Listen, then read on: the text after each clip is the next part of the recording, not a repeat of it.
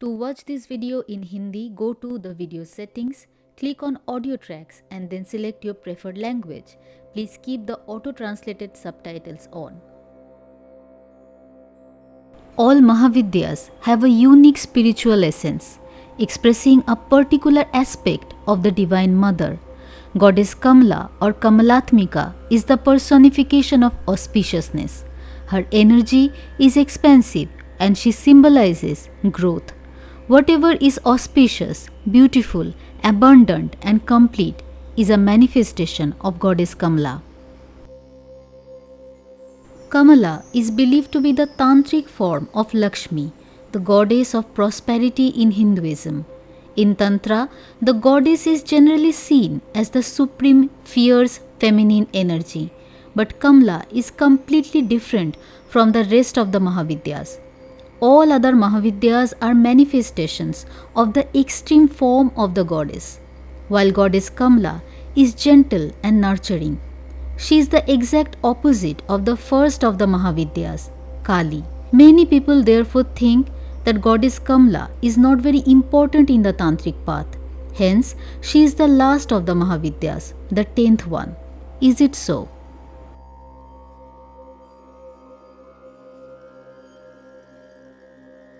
The iconography of Goddess Kamala is visually gentle and mesmerizing. She is seated in the lotus posture on a fully bloomed lotus. She has 4 arms, the upper 2 holding 2 lotus flowers. One of the lower 2 hands is in the granting gesture, the Varada Mudra. She gives her devotees their desired boon. The other one is in the Abhaya gesture. That means she is freeing her devotees from fear. Her complexion is radiant golden. Since ancient times, gold has been considered a symbol of abundance and divinity in India and many other places. Therefore, the golden complexion of Goddess Kamala is an expression of her divinity and the abundance she bestows. The name Kamala comes from Kamal, which means the lotus flower. The most important characteristic of the lotus flower is that it grows in mud. It's rooted in mud, but is always on top of the mud. It always stays clean. Goddess Kamala is the symbol of purity which no impurity can ever touch. Those who worship Goddess Kamala also have to acquire this quality. They must learn how to detach themselves from the negative side of the life, yet stay connected. Lotus is also a sign of order. A lotus flower has hundreds of petals clustered together to form a beautiful flower. Goddess Kamala is believed to be the Tantric form of Goddess Lakshmi. Lakshmi is the Shakti of Lord Vishnu, who sustains the creation. So Goddess Kamala is the embodiment of rules, structure and order. The Gajalakshmi form of the goddess is very familiar. In this form, we can see 2 or 4 elephants bathing the goddess with holy nectar. It is a regal form. In ancient times, kings and rich people sought her blessings in hopes of abundance. Abundance in terms of money, good fortune, honor and so on. The elephant was considered a symbol of royal power in ancient India. Only kings and wealthy people could have them. On the other hand, the water they are showering on the goddess indicates the arrival of monsoon at the right time, which ultimately leads to a good harvest. So summing up everything, it can be said that the Gajalakshmi form is all about good luck and abundance. Goddess Lakshmi is worshipped all over the Indian subcontinent. She is the goddess of wealth, harvest, fertility, good fortune and fulfillment. Outside the Tantric tradition, she is mainly seen as the Shakti, essence or consort of Lord Vishnu. But when it comes to the Dasa Mahavidya system, she is an individual deity. However, her core essence remains the same. In the Tantric tradition too, Kamalatmika is worshipped for wealth, success and abundance. The primary Bij mantra of Kamalatmika is Srim. The goddess herself is Sri. The word Sri means auspicious and beautiful. Many spiritual schools believe that the path to wealth and abundance is completely the opposite of the spiritual path.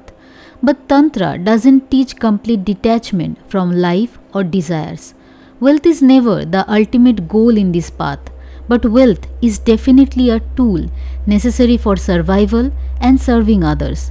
So there is nothing wrong with acquiring wealth as long as we are aware of the purpose. Charity is therefore an important aspect of the worship of Goddess Kamala. To get the blessings of the goddess, the devotee must be kind and benevolent to others. A major difference between Goddess Kamala and the rest of the Mahavidyas is that she holds no weapon. No aggression can be seen on her face. Is lack of aggression a sign of weakness? Not at all. In Tantra, we should not judge things with such a black and white approach. There is no weakness in not being aggressive. Our mind expresses itself in different ways in different situations. Goddess Kamala is the manifestation of the joyful side of the mind.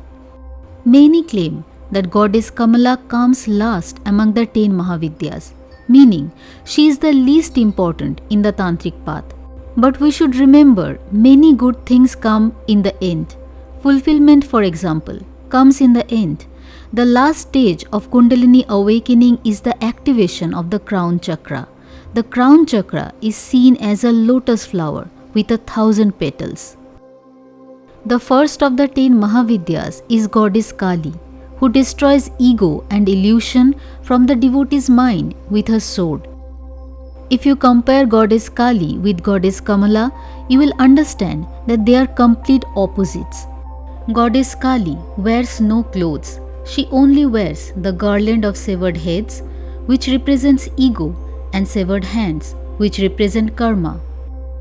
The goddess frees people from both ego and past karma, and their spiritual journey begins. Goddess Kamala comes at the end. She wears beautiful clothes and jewelries. She gives bliss and abundance to the devotee. This is that stage of spiritual awakening where the world feels abundant and blissful. One of the most important teachings of Tantra is to get out of dualism. Things aren't always black and white. Tantra teaches us to accept paradoxes. There is no contradiction between Kali and Kamala. They are two different expressions of the same reality. I always say that the Mahavidya tradition challenges the stereotypical social image of women. But today I am saying that Goddess Kamala challenges our stereotypical notions about the nature of the Mahavidyas. Goddess Kamala reminds us of the gentle and nurturing side of the universe. She teaches us to stay above the mud, just like a lotus flower. I hope you like this video. Please subscribe to Sepia Diaries for videos like this. That's it for today. I'll come back with a new story soon. Till then, take care.